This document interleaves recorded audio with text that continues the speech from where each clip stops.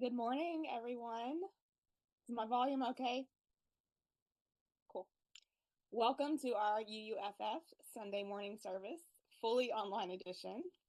If you take a look at our welcome slide, you'll see the reason why. And hopefully with our slightly warmer weather next week, we'll be back to normal next Sunday. My name is Leanda Gavin. I'm part of the Chalice team here at UUFF. And the Chalice team helps organize and plan our weekly Sunday services. So it's been a really long time since we've had a fully online service, and I can't speak for everyone else involved in making this happen today, but I'm feeling a little bit rusty at it, so please be patient with us. It's been a while. If you're joining us on Zoom, just a couple of technical housekeeping things. Please make sure that you are muted. If your video is on, please take a second, find your square on the screen, and make sure that what's in that square is what you are fine with everybody seeing. If you have trouble with the audio being too low, you can try using some earbuds or headphones. Sometimes that helps clarify the audio. If you have trouble with your screen freezing up, if you just turn off the video and listen to the audio, that helps with that sometimes. If you would like to share a joy or concern later in the service, please make sure that your chat is enabled on Zoom. And on Facebook, you should be able to type them into the comment section just like always. Please remember that anything that you share on either of those platforms will be public. Excuse me. Additionally, when we light our chalice later on in the service, we invite you to do the same. If you have one in your home, or just a candle would work as well. As a throwback to our Zoom days, please feel free to hang out after the service for like 15 minutes or so, just for our virtual coffee hour.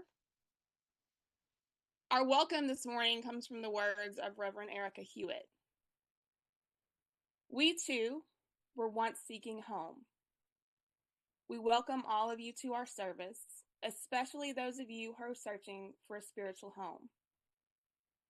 Many of us were once too, seeking for something larger than ourselves to which we could belong. A sense of rootedness to hold us as we create meaning together.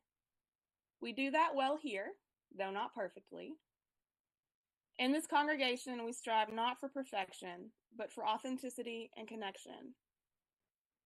Whether it's your first time in worship with us or your 100th time, we hope that you'll find here questions that stretch you, people to befriend you, and liberal religious values that challenge you to join us in loving boldly, living justly, and welcoming radically. Wherever you are physically this morning, we are glad that you chose to spend this next hour with us. Reverend Renée, will you share our opening words? Thank you so much, Leanda. Good morning, dear ones. What a strange deja vu to be back with you on Zoom. I'm very glad that we can all be together this morning. My neighbors are walking their dogs, and so my dog's probably going to talk about that. So forgive the interruption. I wasn't expecting to be talking with you today. I was expecting to hear Reverend John, and lucky for us, he has agreed to switch his service date back to March 15th. And as always, I can't wait to hear him. And I am grateful to get to share with you today about the Reverend Meg Barnhouse.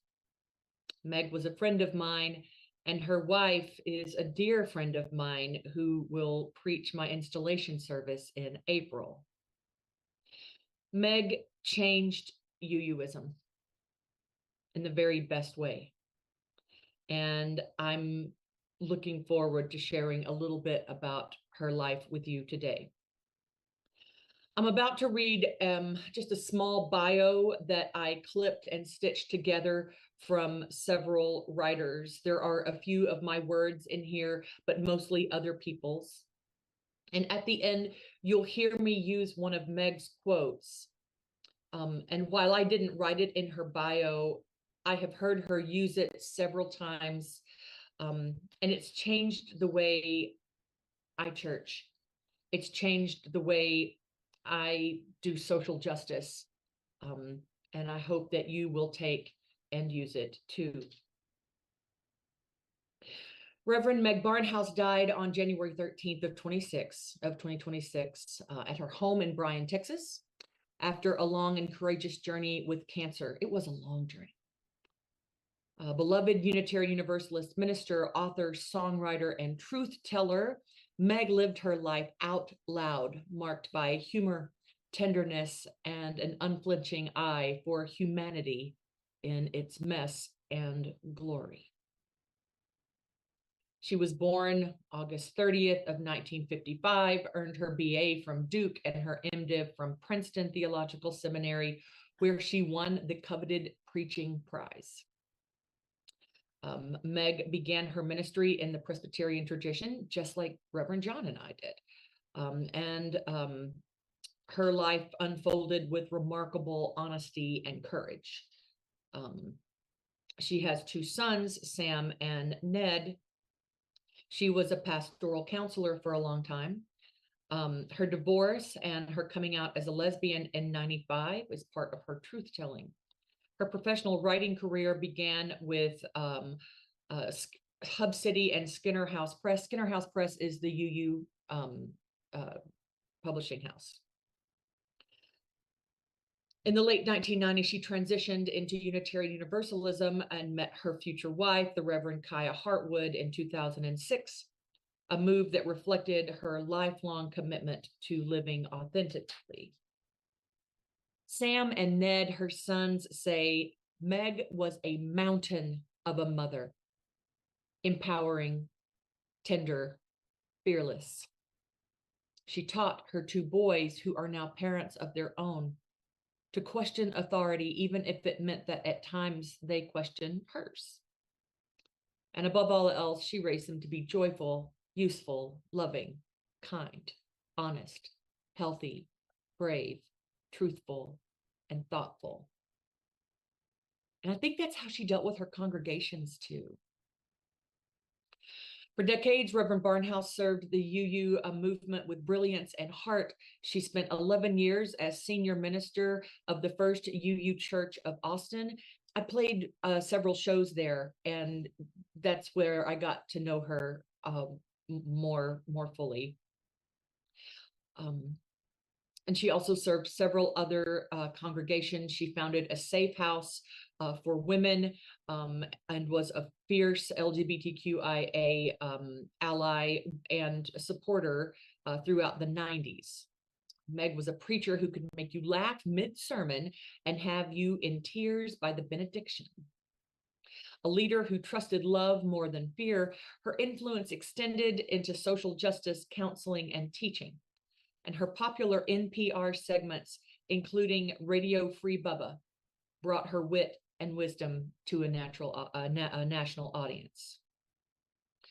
Meg's words traveled far beyond the pulpit. As an author and songwriter, she crafted essays, books, and music for UU World, NPR, and other publications. Works that was by turns irreverent and piercing and deeply kind. She had a rare gift for naming what others circled around: desire, grief, doubt, joy, failure, hope. She believed faith should be lived in real bodies and real relationships, often delivering this truth with a grin and backed by a second-degree black belt in karate. She was known for her fierce compassion, her wicked sense of humor, and her refusal to pretend that love is tidy or faith is easy. She welcomed seekers and skeptics alike, never confusing holiness with politeness. To know Meg was to be invited into deeper honesty, braver love, and better questions. Would we even know how to UU without Meg? I don't know that I would, not as well as I do. I've read every single one of her books, and I apply them often. One of the parts that I hear most often, and it suits me, this is that quote from Meg's that I mentioned earlier. I believe in the inherent worth and dignity of every person, not every idea. This has helped me as a faith leader keep in perspective that we are called to maintain our own and everyone else's humanity without meeting in the middle. It would be an understatement to say that I'll miss Meg. I will more than miss her, and I will carry my love for her with me and into the world. I hope you all enjoy this service today and enjoy the words of Reverend Meg. Leanda, will you light our chalice? If you have a chalice of your own or a candle at your house, feel free to light it. Otherwise, we can all share this one. Join me in reading the words on our screen as we light it. Love is the spirit of this community, and service is its prayer, to dwell together in peace, to seek knowledge and truth, and to help one another. Thus do we covenant together.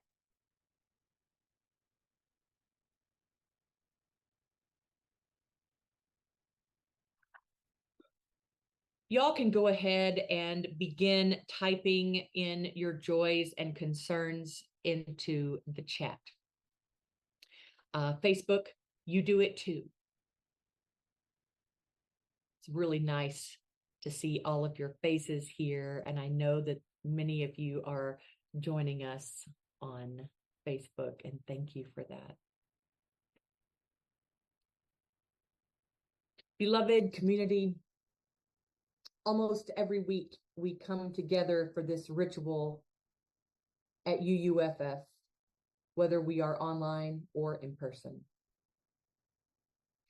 And if we step back for a moment and think about that, it's pretty amazing. We UUs have so many different beliefs or non-beliefs, yet this is something that we choose to do together, and we keep coming back to it.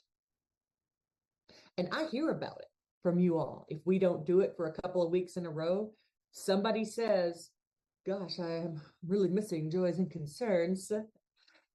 It's because it's ours. And it's how we take care of each other. Because what we give our time to shows what we care about. And obviously, we care about each other. We care about the pain, the struggle, and the worries that each other are feeling. And we care about the joy, the wonders, the miracles, and the milestones in each other's lives. Our UUFF family rituals of joys and concerns has been happening for a really, really long time, way before my time. And it will carry on. We can have faith in this ritual because we have faith in each other. David, are there any joys and concerns on Facebook today? Okay, to wrap up our joys and concerns, let's take a couple of breaths together. And hey, we're all in our separate places, so no need to worry about spreading germs or anything. Inhale with me. And exhale. One more, inhale.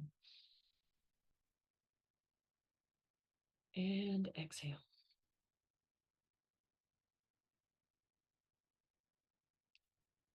Leanda, will you offer us the offering today?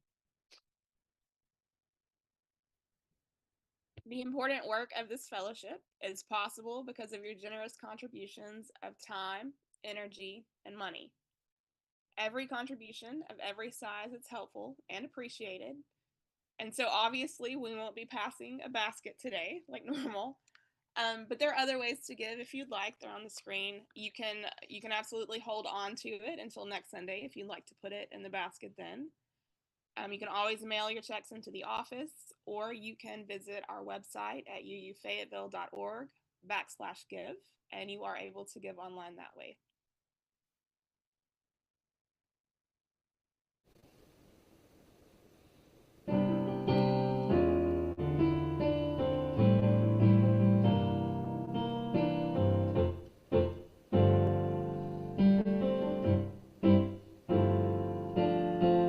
You are love, exactly what the world needs.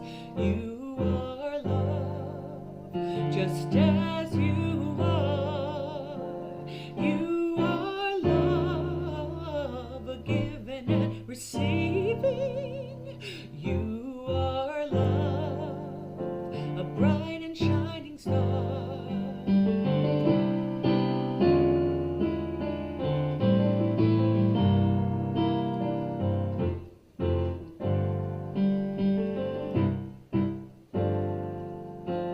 We are love, exactly what the world needs.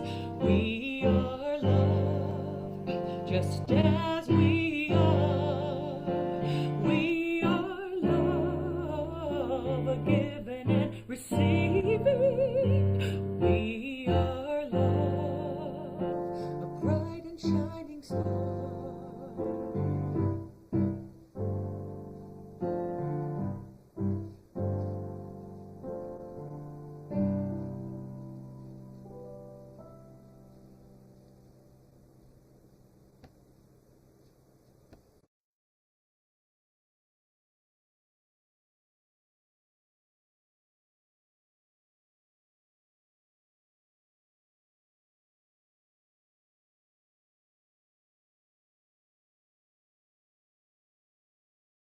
First, I want to tell you the reason that we're not doing Meg's music today. That was a piece I wrote called We Are Love. The reason we're not doing Meg's music today is because her wife, Kaya, asked that everyone wait until after the memorial services, which are towards the end of February, to do her music. And so, of course, we will respect those wishes. Kaya sometimes hangs out with us or re-listens to us, and I think it's hard for her to hear anyone but Meg sing Meg's songs right now, which makes a lot of sense. Yeah. I was wondering what would be the best way to honor such an amazing woman. The threads of Rev Meg are woven so deeply into UUism. And then it dawned on me that a lot of you may not be familiar with her work. For some of you, this may be the first time you're hearing about her. For some of you, it may be the first time you're hearing about her passing. And some of you may be mourning the loss of her like me, mourning the giant empty spot in UU culture. My band, Big Bad Gina, did a gig called SWOOSY, which is the Southern Women's UU Institute, where Meg was the keynote and she preached. And that's where I heard her for the first time, completely blown away. And I've listened to her a lot since then. I always listened to the UU Austin podcasts. I would have to say that I pattern my preaching style off of her more than any other UU minister. And so today I'd like to read two of her essays from this particular book. It's my favorite of hers. It's called Broken Buddha. And I'll read the title essay called Broken Buddha and one called A Good Tree for the Season. Please enjoy the words of my friend, Reverend Meg. Broken Buddha is the title of a photograph in my online art collection. It shows the lap of a painted statue. One graceful hand has broken off and is resting on the sole of an upturned foot. I'm trying to figure out why I'm so drawn to this image. The enlightened one as imperfect, cracked, chipped. Maybe that's how my enlightenment feels. It's not all that shiny anymore. A piece or two might have gotten knocked off. And I don't know why it makes me remember a woman, we'll call her Julie Gates, who was a pillar of my ex-husband's Presbyterian church. Tall, slender, righteous, well put together in pumps and pearls. Julie was a community saint and icon who had founded Senior Communications, connecting the elderly all over town. Whenever her name was mentioned, someone would breathe out reverently, "Oh, she is wonderful." And everyone around would nod with downcast eyes and soft faces. She and her husband were to leave that church within a year because it wasn't Christian enough. "How are you enjoying being a mother?" she asked me. We had two small boys, one maybe 5 years old and one still a toddler. My husband, the minister, was gone a lot, and I was juggling a therapy practice, mothering, and being a writer. "I love it," I said. "I mean, I'm tired of changing diapers, but the rest is great." It's the kind of thing parents say to one another to make the connection of telling the truth about one's life. Most people would touch your arm with a warm smile, full of understanding, and your hearts would beat together for a moment, leaving you both strengthened. Well, she did not touch my arm. She fixed me with an intense gaze and said, "I love changing diapers. I loved every minute of raising my children. Every minute." My heart sank. I don't know what her heart was doing. I couldn't feel her heart anywhere. There's nothing crueler than suggesting to a young mother that she's not a good one. She quietly suspects that's true every single day of her life. And I say that my heart sank, but that's only half the truth. It sank into a fighting stance with both hands raised. This particularly crappy combination of sweetness and meanness had been coming at me from church people since I was 8 years old. There was a line to toe. There was a circle of approved thoughts and behaviors within which to stay if you were to be a member of the group in good standing. If it looked as though you were about to stray, the enforcers descended with that exact tone. "Oh, you don't think that," they'd say with a tinkling laugh. A spiritual person was supposed to be victorious, triumphant in the conquering of life's difficulties, praising God in the middle of any circumstance, grateful for whatever came, peaceful in the heart always. And if you didn't feel it, by God, you should act as you did, or it would spook all the other horses in the pasture. The broken Buddha says, I don't have to be scared of being the way that I am. I've met some non-evangelicals with that same cruel but somehow comfortable worldview. As a practicing therapist, I met a lot of people who trusted in therapy. They would speak as if you could get help for any situation and handle it with your head held high, your intellect clear, and your feelings in good order. If you get healthy enough, you're supposed to be able to go through even a nasty divorce with peace in your heart. If something disturbing disturbs you, you should get help. The broken Buddha tells me that sometimes agony is appropriate. The part of me I'm least proud of imagines that this Buddha's hand detached when he reached out to someone who said something on the order of, everything happens for a reason, and slapped that person silly.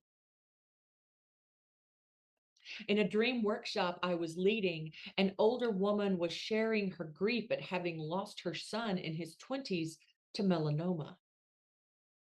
They hadn't seen it because it was under his hair. A woman across the table tilted her head and spoke in that breathy voice that some people feel makes them sound more spiritual. Her eyes were wide and she didn't blink. Have you ever thought about why he might have wanted to draw that suffering into his life? Why you may have wanted to draw it into yours? Gross. The broken Buddha tells me that life is not neat. Life is gorgeous and horrific and beyond understanding.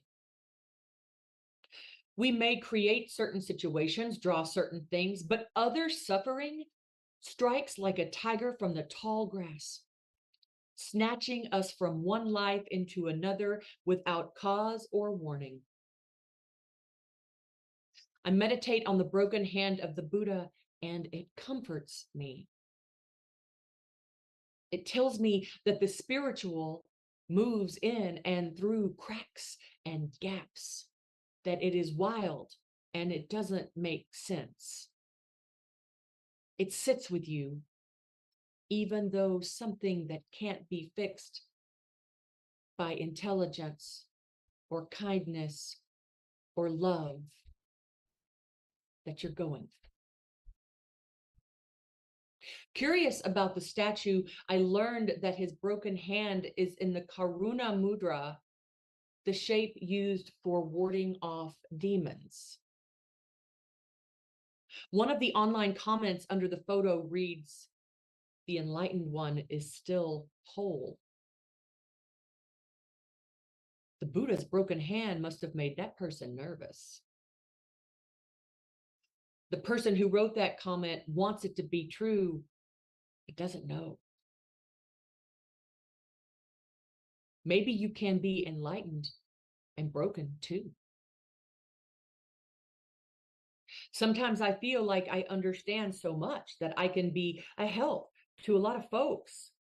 Other times my mind is blank and there is nothing in my mind or heart to say, but I'm so sorry. I want to reach out, but my hand is lying in my lap, still in the shape of warding off demons of fear and illness, financial terrors and loss. I can't do anything with it. The broken Buddha says he knows how I feel. Our hearts beat together for a time, and we're both strengthened.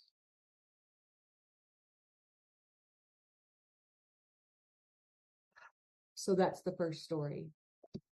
Great, right? Great work. She's just great. Okay. The second story, a good tree for the season.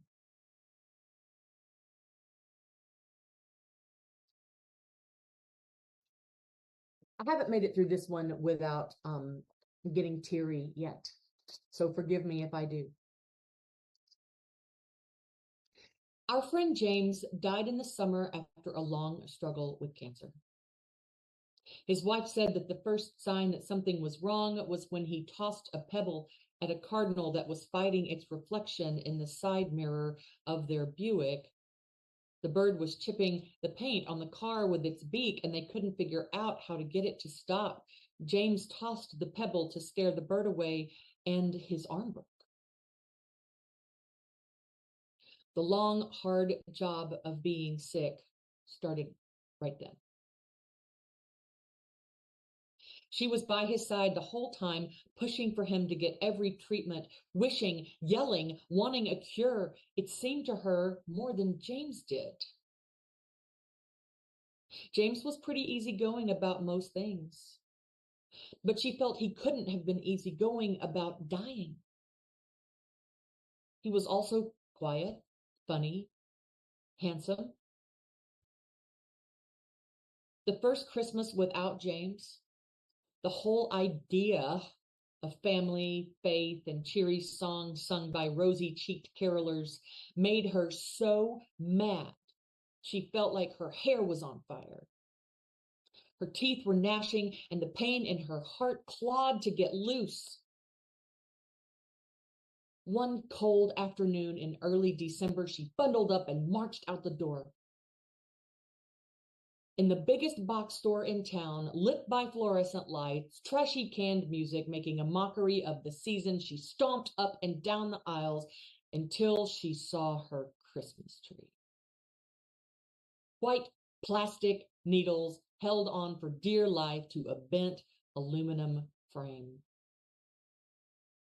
Gobs of Scrabus fake snow clumped on a few of the branches. On a clearance table were a couple of boxes of dull, mud-colored balls, a color somewhere between brown and gray. They were too big for that white tree. It would look awful. She dragged her purchases back to the house, clenched her teeth, and set them up. The gray-brown balls weighed the tree down. The whole thing looked downcast and ashamed of itself. A few wads of tinsel tossed at it contemptuously, and she was through. The spectacle gave her a snarky satisfaction every time she passed the living room. It was ugly, wrong, out of proportion, unbalanced, bedraggled, and assaulted by clumps of snow, wads of tinsel, and dull, off-colored balls. Perfect. At some point, she found herself walking past it because it mirrored her so well. The ironic remove, the arch sense of playing a game with Christmas faded. The tree was her heart.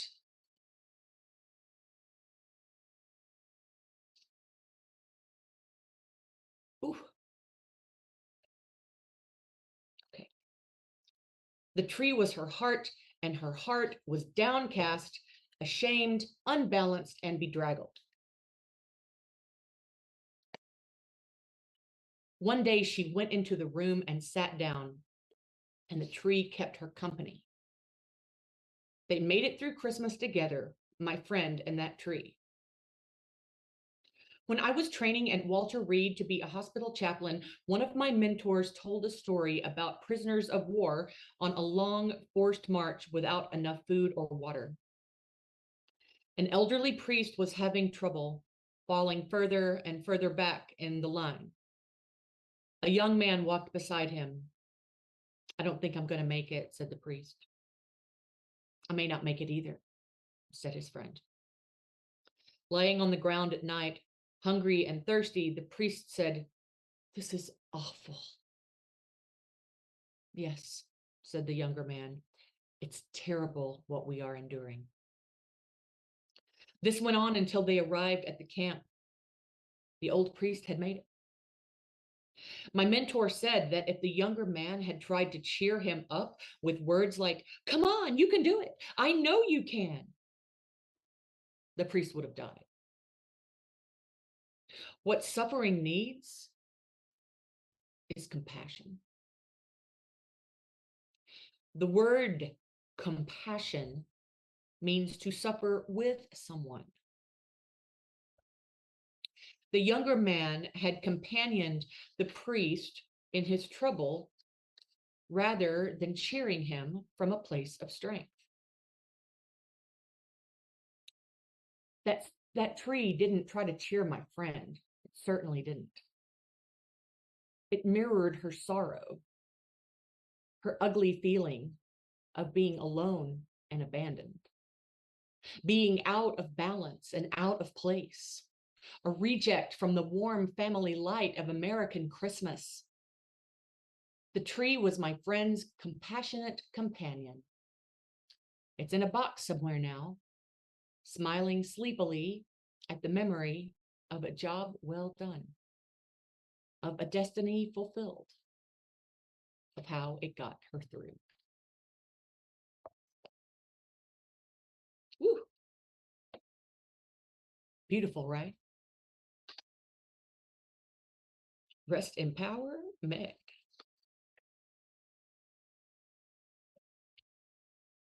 Hey, Leanda, can we switch and you do announcements and then we'll do the hymn? We can do that.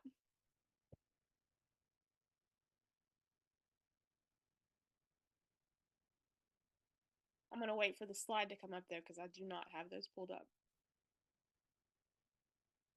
Okay. So we have some stuff going on this week. Hopefully, since we have returned, well, will return back to normal. Hopefully. Monday, there is usually an ecstasy potluck scheduled. Check with Dustin or Carl if you plan to attend that, just to see if that is still going to go on.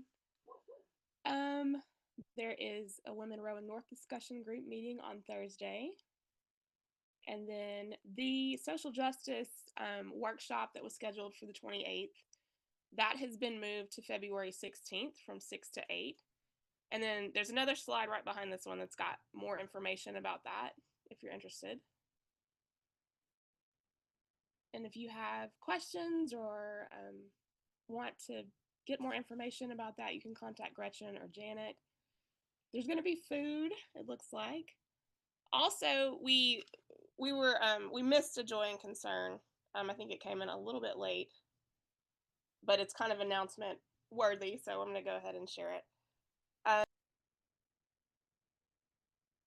Do we want to go ahead and extinguish the chalice?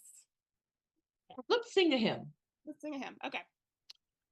Let's sing Spirit of Life.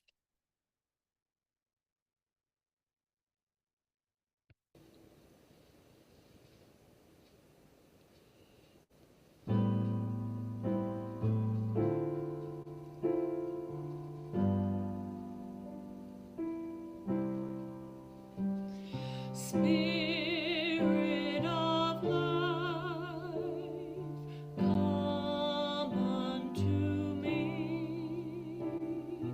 Sing in my heart all the stirrings of compassion. Blow in the wind, rise in the sea, move in the hand, giving life the shape of justice.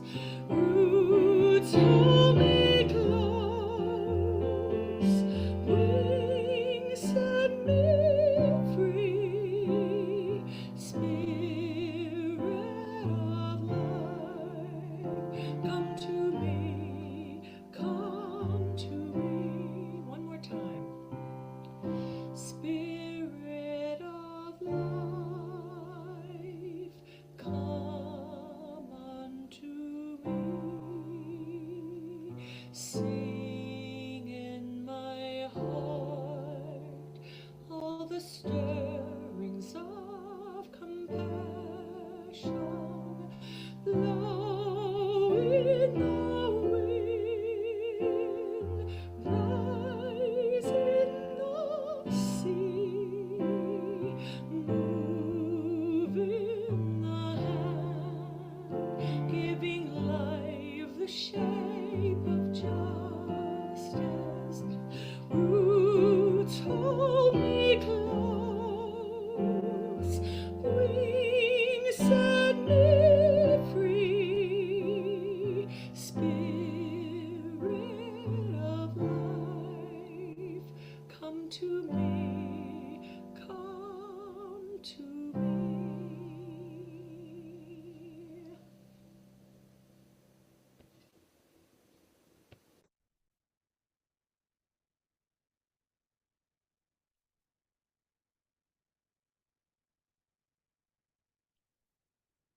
Join me in extinguishing our chalice.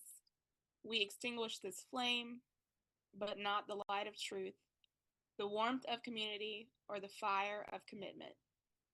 These we carry in our hearts until we are together again.